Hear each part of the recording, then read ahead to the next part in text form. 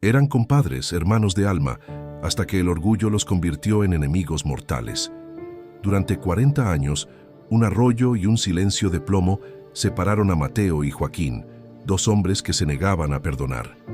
Pero en su lecho de muerte, la mujer que ambos amaban les arrancó una última y sagrada promesa: que reconstruyeran juntos, con sus propias manos, el viejo puente de piedra que simbolizaba su amistad rota. Esta es la increíble historia de dos viejos enemigos, forzados por un juramento a enfrentar los fantasmas de su pasado.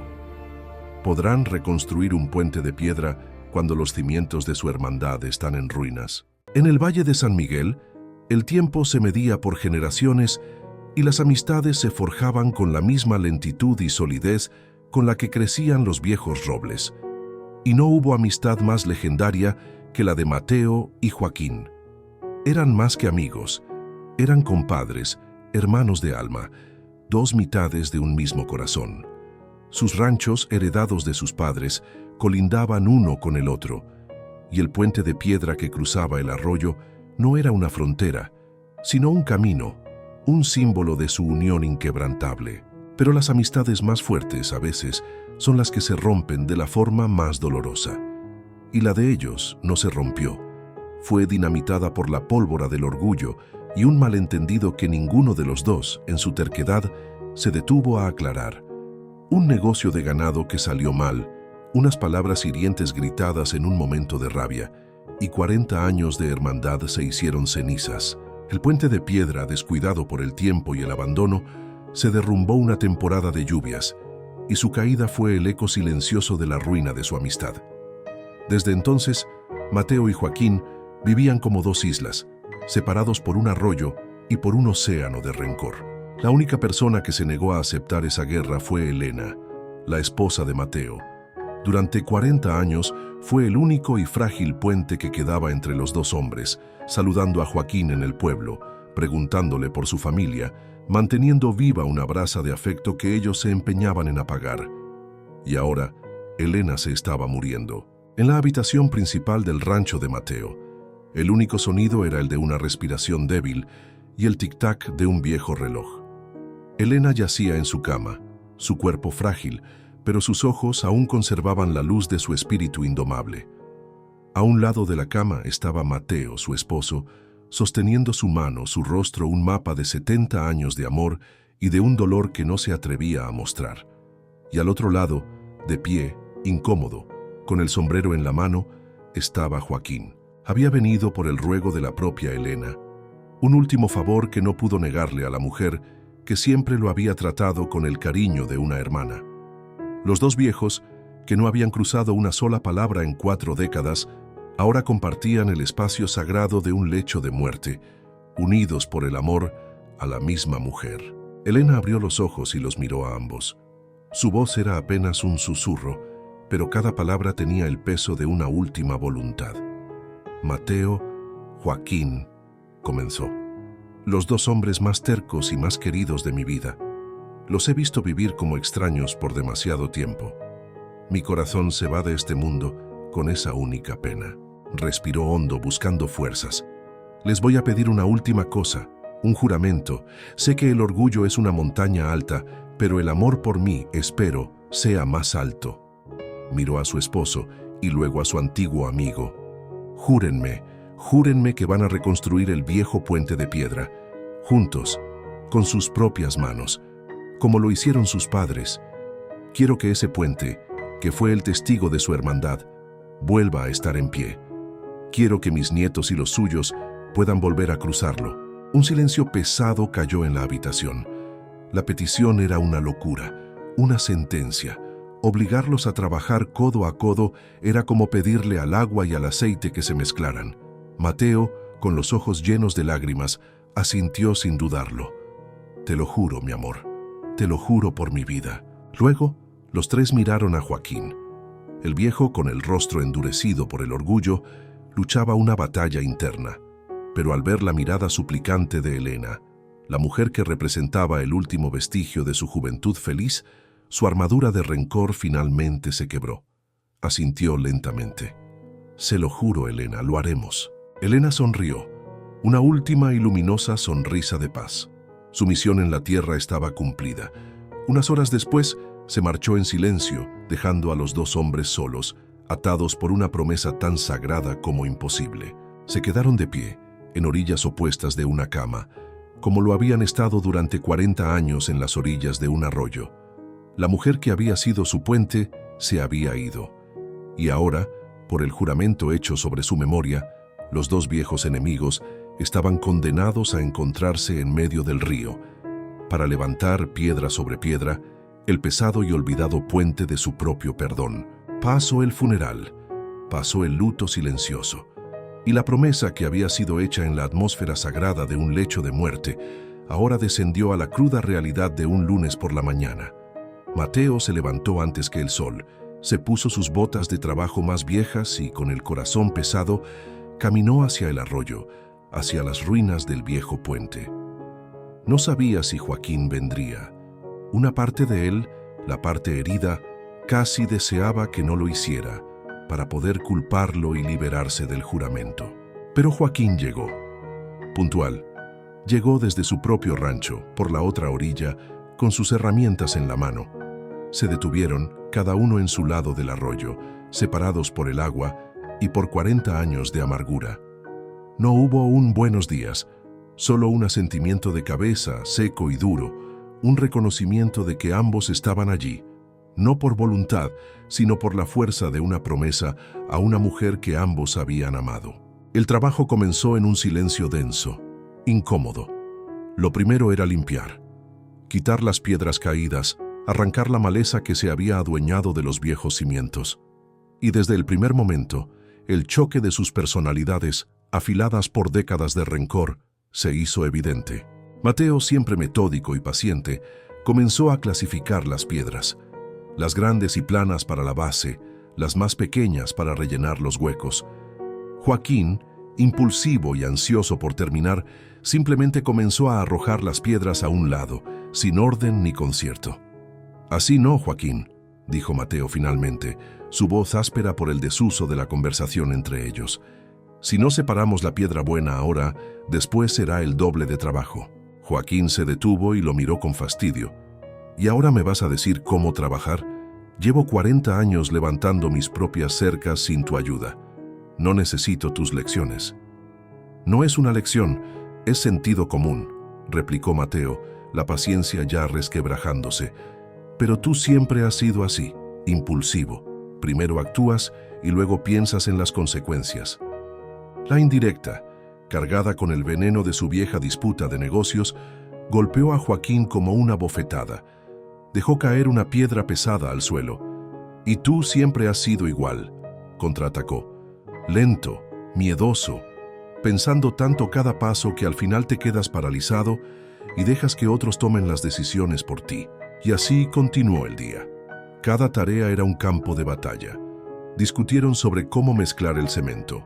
Discutieron sobre la línea que debía seguir el cimiento. Discutieron sobre el tipo de madera para los andamios. No eran discusiones de trabajo. Eran 40 años de reproches disfrazados de instrucciones.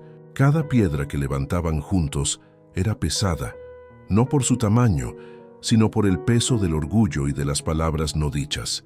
El puente no estaba siendo construido con cemento, sino con ladrillos de rencor. Al final de la tarde estaban exhaustos, no por el esfuerzo físico, sino por la tensión emocional. Habían logrado limpiar los cimientos, un pequeño y miserable avance que no les trajo ninguna satisfacción. Se sentaron, cada uno en su orilla, bebiendo agua en silencio, dándose la espalda. Mateo miró el agua del arroyo y recordó cuando de niños construyeron una pequeña presa de lodo y piedras en ese mismo lugar. Recordó la risa de Joaquín, su complicidad, su hermandad. ¿Cómo era posible que dos muchachos que habían compartido un sueño ahora fueran dos viejos que apenas podían compartir 1 metro de tierra sin querer matarse con la mirada? La promesa que le habían hecho a Elena, que en su lecho de muerte parecía un acto de amor y reconciliación, ahora bajo el sol implacable se sentía como una condena. Era una tortura diaria, un recordatorio constante de todo lo que habían perdido. Y mientras el sol se ponía tiñendo el cielo de un rojo sangriento, una pregunta, cargada de una duda profunda, comenzó a formarse en la mente de ambos hombres. ¿Era posible reconstruir un puente de piedra cuando los cimientos del corazón estaban completamente rotos? ¿O la promesa a Helena, en lugar de unirlos, solo había llegado para demostrarles, de la forma más dolorosa, que había abismos que ni el más fuerte de los juramentos podía cruzar? Pasó una semana, y cada día era una copia del anterior. Una tortura de silencios pesados y de discusiones cortantes por las razones más triviales.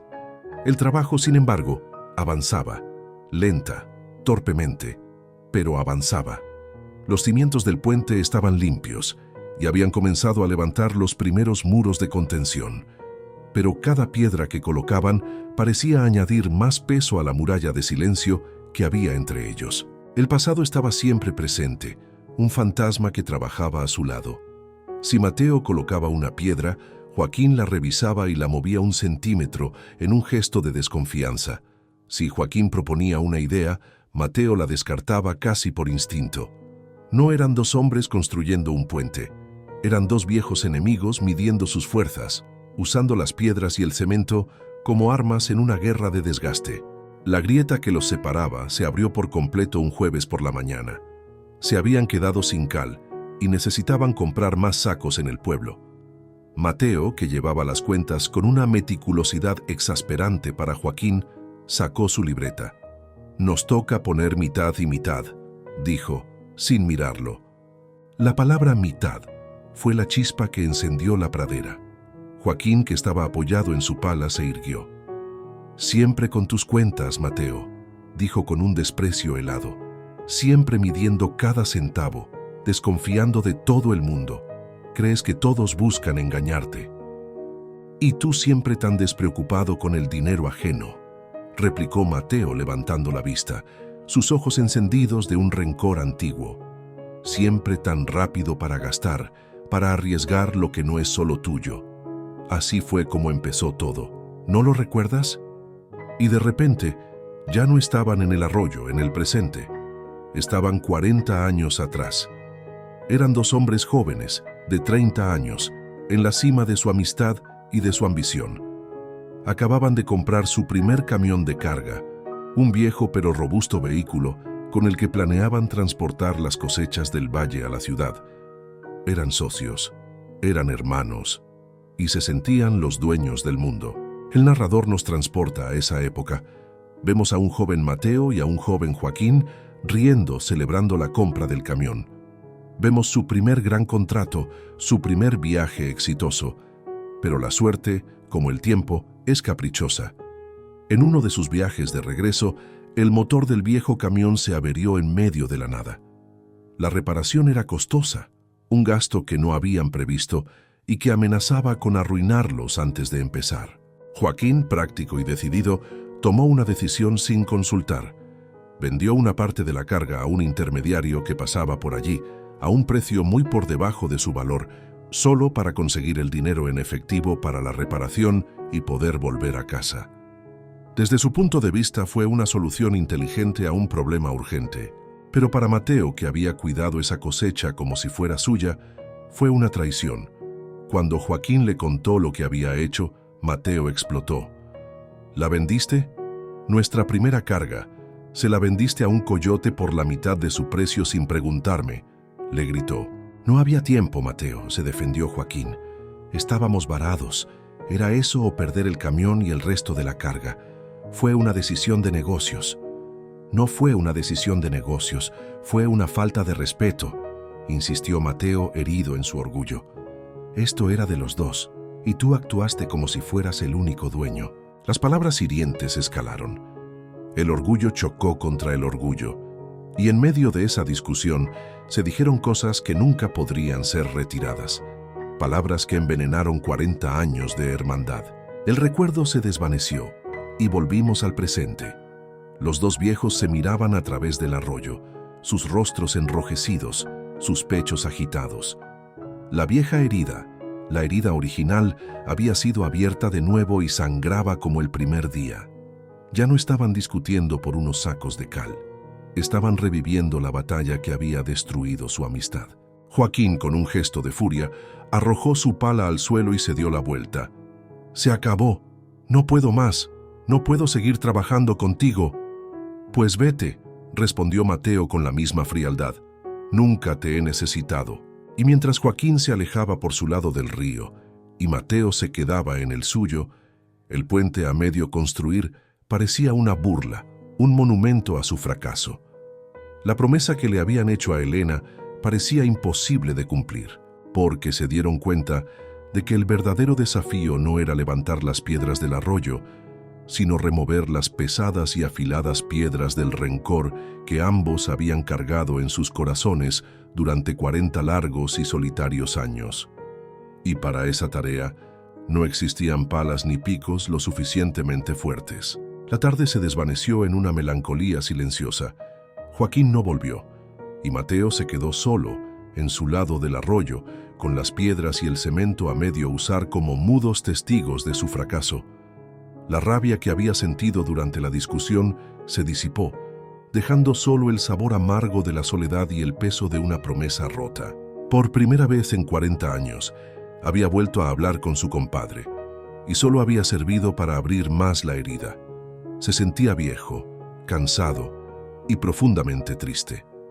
Recogió sus herramientas y volvió a su casa, una casa que ahora se sentía más vacía que nunca, sin la presencia serena de Elena. Esa noche, mientras revolvía sin ganas una sopa en la cocina, sus ojos se posaron en una pequeña caja de madera que Elena guardaba en la repisa. La abrió. Dentro estaban las viejas fotografías, y en la cima de todas estaba una. Él y Joaquín, de unos 20 años, con los brazos sobre los hombros, sonriendo a la cámara con la invencible arrogancia de la juventud. Estaban sentados sobre el puente de piedra recién terminado por sus padres, y detrás de ellos se veía a una joven y hermosa Elena que los miraba a ambos con una sonrisa llena de afecto. La imagen fue una puñalada en el corazón de Mateo. Recordó ese día. Recordó la sensación de que el mundo era suyo, de que junto a su compadre nada era imposible. Y recordó, sobre todo, la mirada de Elena, una mirada que no solo los amaba a ellos, sino que amaba la amistad que los unía. Comprendió que la promesa que le había hecho no era solo sobre unas piedras, era sobre honrar la memoria de esa hermandad que ella tanto había valorado, y él la estaba rompiendo por el mismo orgullo estúpido que lo había alejado de su amigo hacía 40 años. Se sintió avergonzado. Al otro lado del valle, Joaquín tampoco encontraba la paz. Daba vueltas en su portal, la rabia inicial reemplazada por un vacío incómodo. Miró hacia las tierras de Mateo, una mancha oscura en la distancia, y recordó las últimas palabras de Elena, su súplica. Le había dado su palabra, y un hombre, por más terco y orgulloso que fuera, no rompe una promesa hecha a una moribunda. Sintió el peso de su juramento, y el peso de una soledad que, en el fondo, él mismo había construido piedra a piedra. A la mañana siguiente, el sol se levantó sobre un aire cargado de incertidumbre. Mateo se despertó con una nueva resolución. Tomó sus herramientas y, con el corazón en un puño, caminó de nuevo hacia el arroyo. No sabía si Joaquín estaría allí. Estaba preparado para construir ese puente solo si era necesario, aunque le llevara el resto de su vida. Al llegar vio la otra orilla vacía.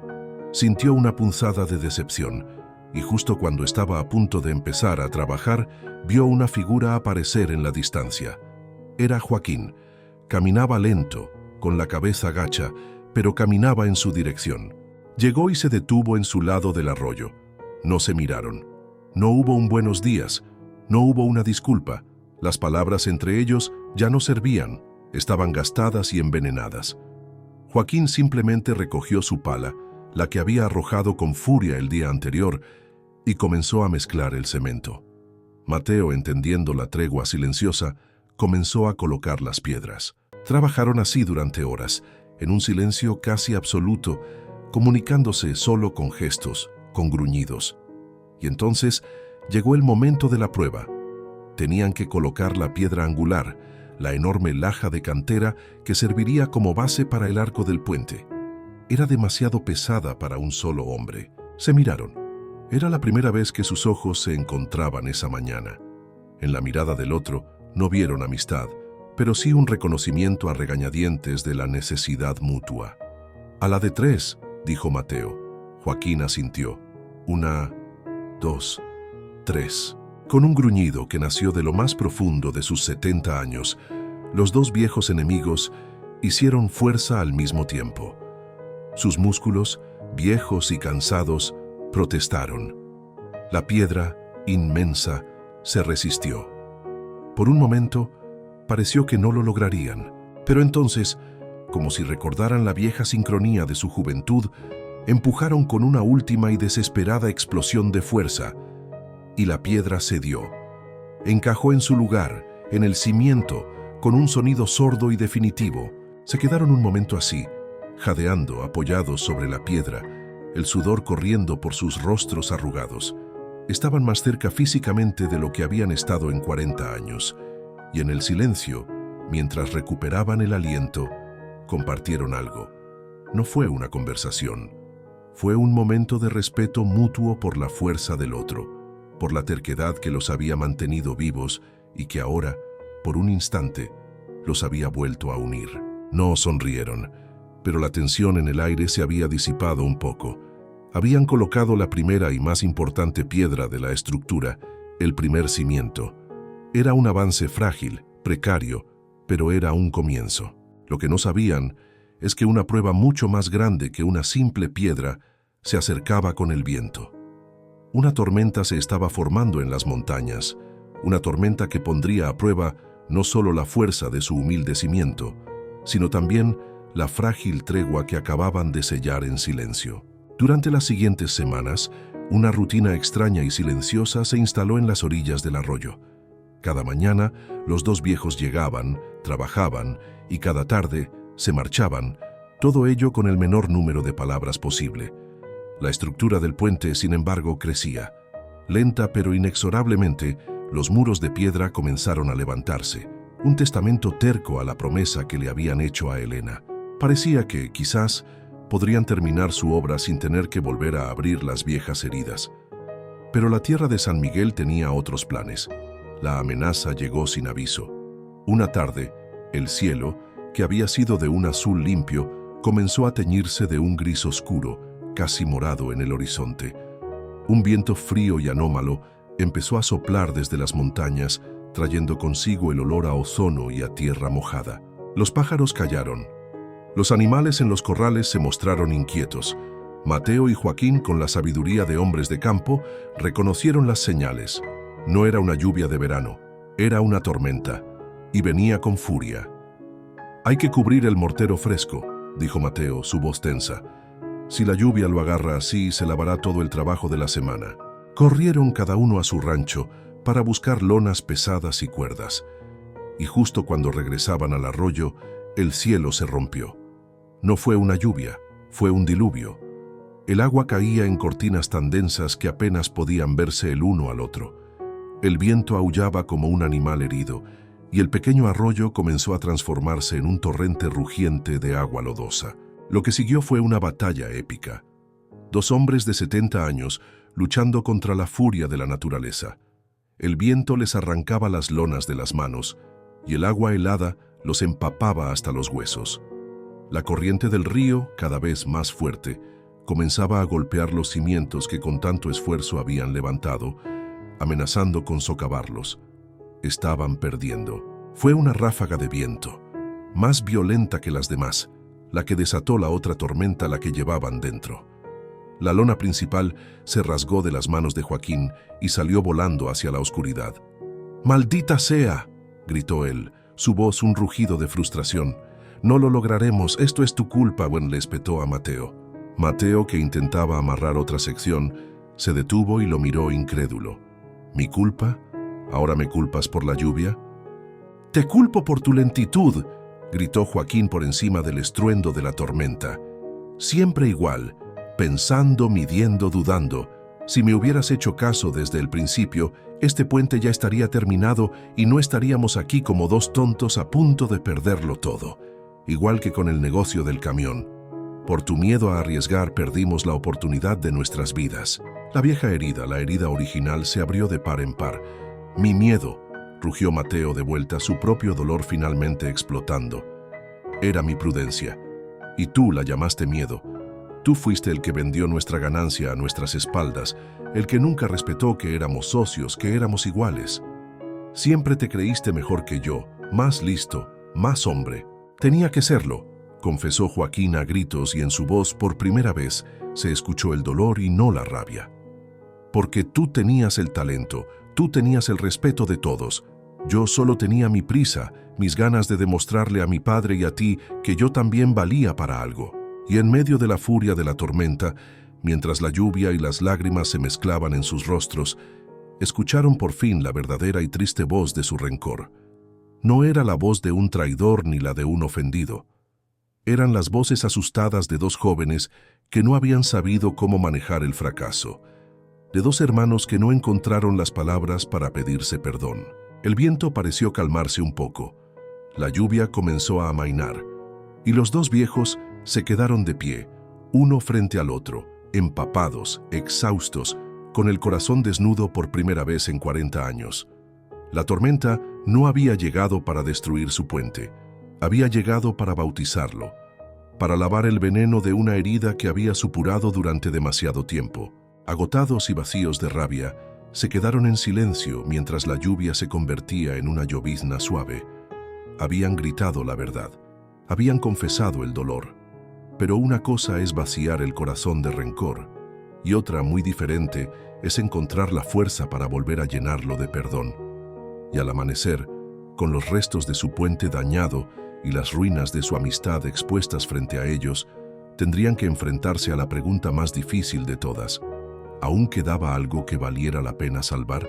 La tormenta se fue con la misma violencia con la que llegó. La lluvia torrencial se convirtió en una llovizna suave y melancólica, y el rugido del viento se transformó en un murmullo que parecía suspirar entre los árboles. El arroyo, aunque todavía crecido, había perdido su furia, y en sus orillas dos viejos empapados hasta los huesos y temblando de frío y de emoción se quedaron de pie, uno frente al otro, en medio de los restos de su batalla. Las verdades, las confesiones gritadas, colgaban en el aire húmedo entre ellos. 40 años de rencor habían sido vaciados en una sola noche de furia. Y ahora, en su lugar, solo quedaba un vacío inmenso, crudo y doloroso. Se miraron, y por primera vez no vieron al rival, al traidor. Vieron el reflejo de su propio dolor, de su propia soledad, en los ojos del otro. Fue Joaquín, el hombre cuyo orgullo había iniciado la guerra, quien dio el primer paso.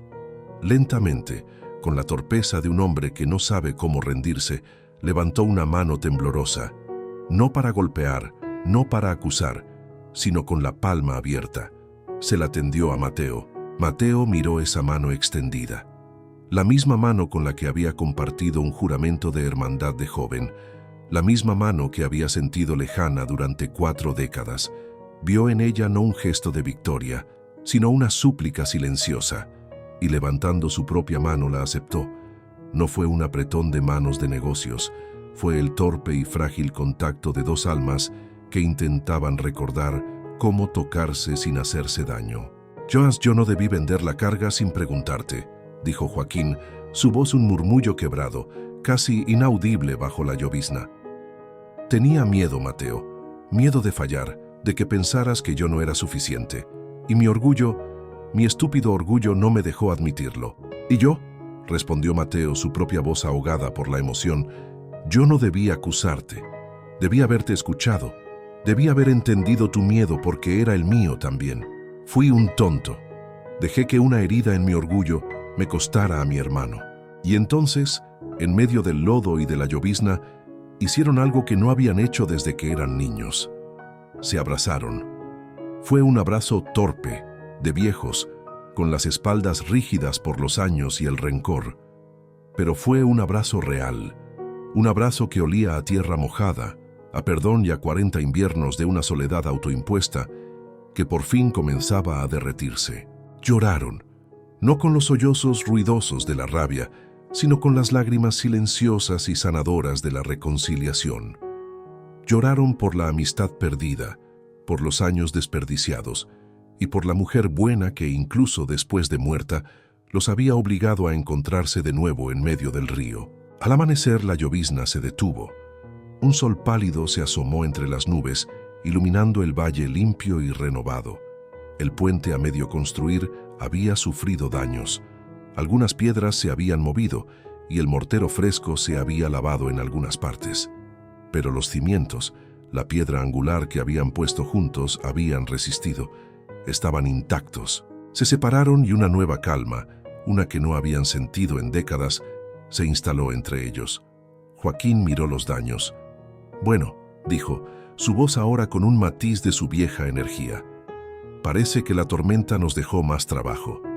Mateo miró a su amigo y por primera vez en 40 años le sonrió.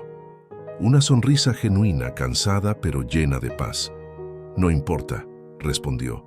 «Ahora tenemos tiempo y tenemos 2 pares de manos más». Esa mañana volvieron al trabajo. Pero todo era diferente. El silencio ya no era tenso, era cómodo. Las palabras ya no eran armas, eran herramientas. Se pasaban el martillo, se ayudaban a levantar las piedras más pesadas y de vez en cuando compartían un recuerdo de su juventud. Una pequeña anécdota que era como un ladrillo más en la reconstrucción no solo del puente de piedra, sino del puente invisible de su hermandad. La tormenta no había destruido su obra, la había purificado, había lavado el rencor, había cimentado el perdón y les había recordado una verdad fundamental, que los puentes más fuertes no son los que se construyen en los días de sol, sino los que logran resistir juntos la peor de las tempestades. Y el suyo, el de ellos, apenas comenzaba a levantarse de nuevo. La tormenta pasó, y con ella se llevó los últimos vestigios de un invierno que había durado 40 años en el corazón de 2 hombres. Los días que siguieron fueron diferentes. El sol parecía brillar con una nueva calidez sobre el valle de San Miguel. Y en las orillas del arroyo, el trabajo continuó, pero ya no era una condena, era una celebración silenciosa. Mateo y Joaquín ya no trabajaban en un silencio tenso. Ahora, el aire se llenaba con el sonido casi olvidado de sus conversaciones. Al principio eran torpes, centradas en el trabajo. «Pásame el martillo», «Aguanta esta viga». Pero poco a poco, las conversaciones comenzaron a desviarse hacia el pasado, no el pasado doloroso, sino el bueno. Mientras mezclaban el cemento, recordaban las travesuras de su niñez. Mientras colocaban las piedras, se reían al recordar las serenatas fallidas de su juventud. Estaban reconstruyendo su amistad, recuerdo a recuerdo, risa a risa, con la misma paciencia con la que reconstruían el puente. La noticia del milagro se esparció por el pueblo. La gente, que los había visto trabajar en un silencio hostil, ahora los veía compartir una botella de agua, incluso bromear. Y el pueblo entero pareció respirar aliviado. La reconciliación de sus 2 viejos más tercos fue como una bendición para la comunidad. A veces, los nietos de ambos, que habían crecido sin conocerse, se acercaban tímidamente al arroyo a llevarles el almuerzo, y los 2 viejos los sentaban juntos sobre las piedras, contándoles historias de sus propios padres. Estaban tejiendo de nuevo los lazos que su orgullo había cortado. Finalmente, después de meses de trabajo duro, llegó el día. El puente estaba terminado. No era una obra de ingeniería moderna, sino una estructura robusta y hermosa de piedra de río, un arco perfecto que unía las 2 orillas con una elegancia rústica. Era más fuerte y más bello que el original, porque este no solo estaba construido con cemento y piedra, sino con el mortero del perdón y la sabiduría de los años. No hubo una gran inauguración, no hubo discursos. La celebración fue íntima, solo para ellos. Esa tarde, al terminar de colocar la última piedra, se sentaron en el centro de su puente. Joaquín sacó de su morral una pequeña botella de tequila, de la buena, y 2 vasos de vidrio. Sirvió uno para cada uno. Se quedaron en silencio por un largo rato, mirando el sol ponerse tras las montañas, el mismo sol que había sido testigo de su rencor y que ahora presenciaba su paz. Fue Mateo quien habló primero, su voz suave. Ella estaría orgullosa, dijo mirando el cielo. Joaquín asintió, con los ojos vidriosos. Estaría feliz, corrigió con una sonrisa triste. Siempre fue más sabia que nosotros dos juntos. Sabía que la única forma de obligar a dos viejos burros a moverse era ponerles una promesa en el lomo. Levantó su vaso. Por Elena, dijo. Por Elena, repitió Mateo. Y brindaron. Un brindis que selló 40 años de silencio y que celebró el regreso de una hermandad.